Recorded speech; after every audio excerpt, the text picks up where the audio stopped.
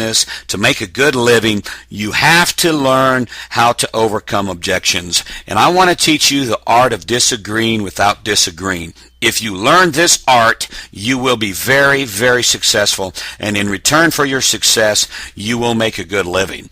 Now, years ago when I was a child, one of my favorite movies was a Bruce Lee movie entitled Enter the Dragon. In this movie, Bruce Lee and numerous other martial arts competitors, they got on a ship and they were setting sail and they were going to an island to compete.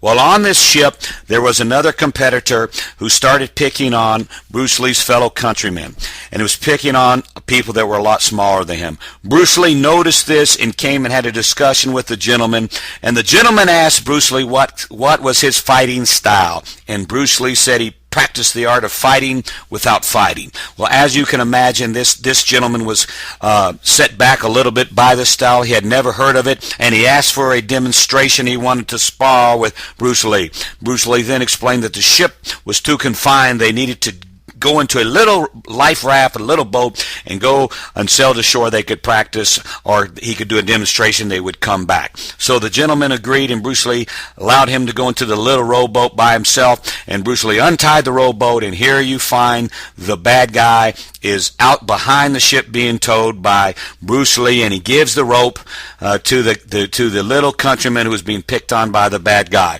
Bruce Lee beat up the guy, and he won the fight without ever lifting a finger, and he truly did practice the art of fighting without fighting. I will never disagree with my customer.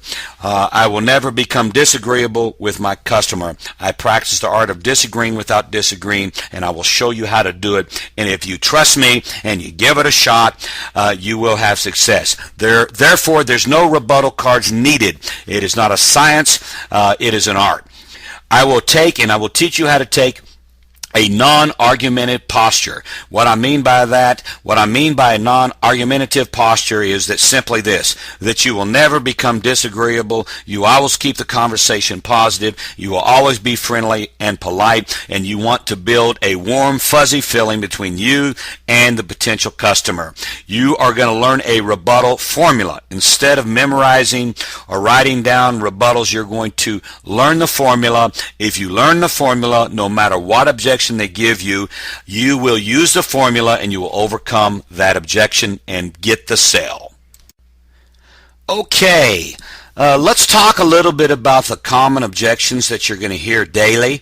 I've listed all the objections here for you so you can get a good idea of what you're going to hear. Now, there are some that are not listed here, but mostly they're just variations of these objections. The first one you're going to hear will be the famous "I'm not interested." You're going to hear that. Then they're going to tell you that they don't need a security system because they have dogs. Maybe they have Rottweilers or a German Shepherd or a Pit Bull dog, or they have 6 Chihuahuas that bark at everything and they don't need a security system. Some people will tell you they have good neighbors. They live in a good neighborhood and their neighbors are keeping an eye on their house for them, or perhaps a police officer lives next door on the block, or maybe they have a relative that lives next door. Or maybe they'll tell you they live in a gated community, or perhaps they live too far away out in the country and it takes too long for the police to respond anyway, and it would be a waste of money. And then you're going to hear the all-time favorite, "I can't afford it, I'm broke." Remember this, there's a sale made on every single phone call. Either they're going to sell you on their objection and why they don't need this and don't want it, or you're going to sell them on why they do need this and they do want this and they can't afford this. Remember that. Okay, now we're going to move on to the most important slide in this training class, and that is learning the formula to overcome objections. If you learn this formula, if you apply this formula to every single objection on every single call, you will have several, if not many, sales every single week. So it is very, very important. You learn the formula, you apply it to any and every objection that the customer gives you. Now, there is one exception that I want you to understand, and that's right out of the gate. If you have not had a chance to explain what exactly you're doing, and a person tells you they're not interested, well, how can they possibly be interested or not interested if they haven't heard what you're pitching? So what you would do on that objection, if they say they're not interested at the beginning, before they've heard, you're going to address the fact that they're probably busy, there's something going on, and they don't feel like talking to you. So I would ask the person, Bob, it sounds to me like I've caught you at a bad time. I don't know if you're cooking supper or anything, but it sounds to me like you're busy. But this is very important and may have a substantial impact on your family, on your loved ones, and you're going to want to hear about it.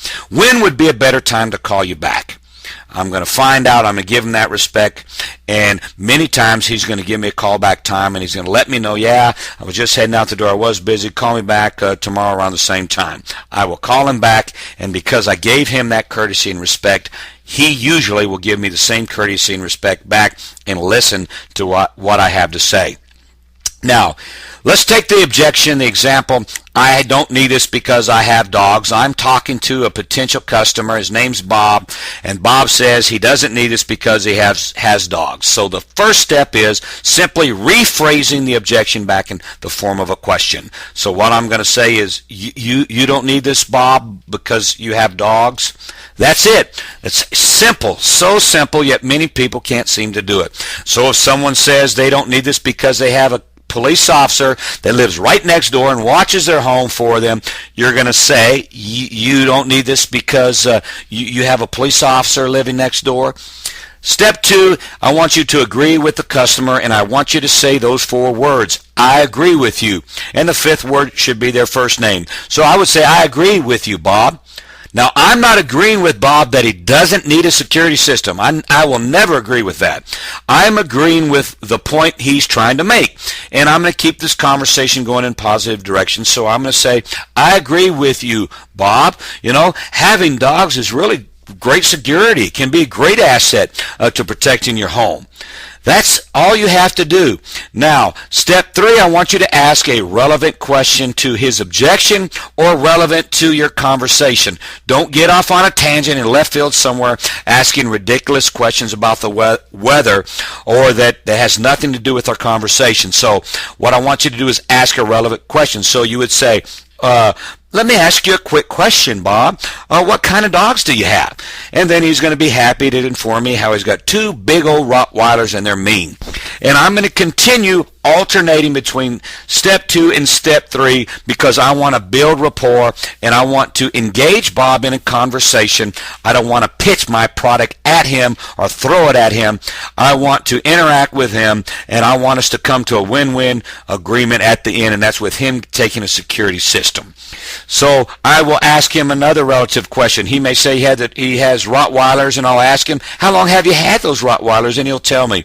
And then I'm going to agree with him again. I'm going to say, you know what, Rottweilers are great security, and I really don't care if it was a Chihuahua. I'm going to tell him Chihuahuas are great security, and I'm going to talk about the positive things that they can do. They can bark, and they can sure let you know when someone's coming outside. So I'm going to keep agreeing and keep asking relevant questions. And then what I'm going to do is I'm going to ask him another question. Let me ask you another question, Bob, that maybe you don't know about or maybe you haven't heard.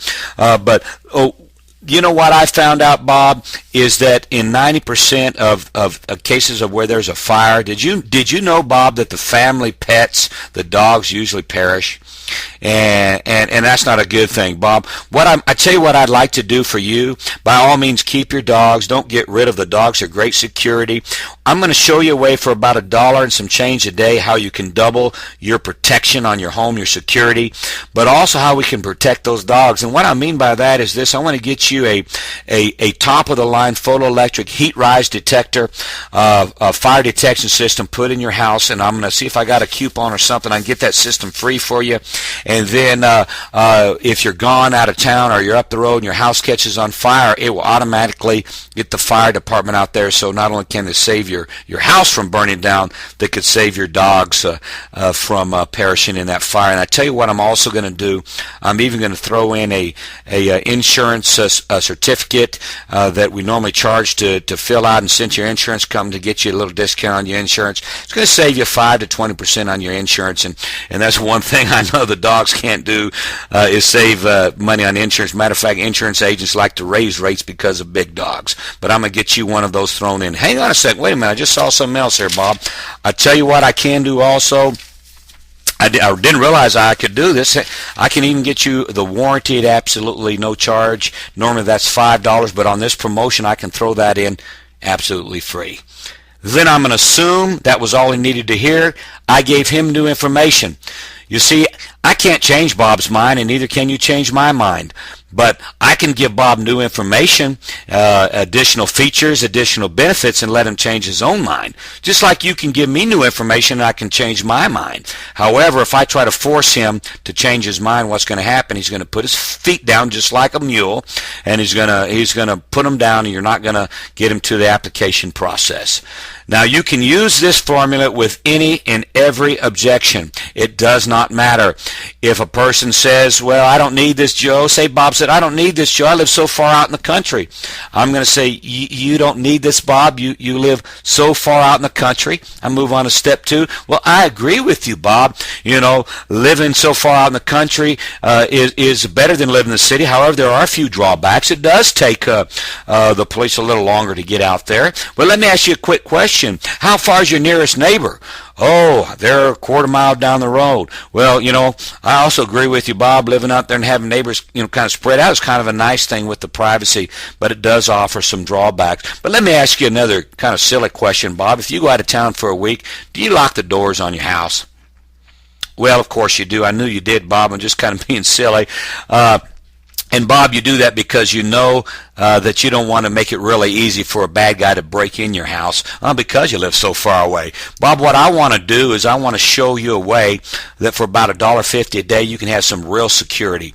And I don't know if you know this, Bob, and you can tell me if you did. Did you know that the number one deterrent in crime prevention for a home is the security system? Did you know that?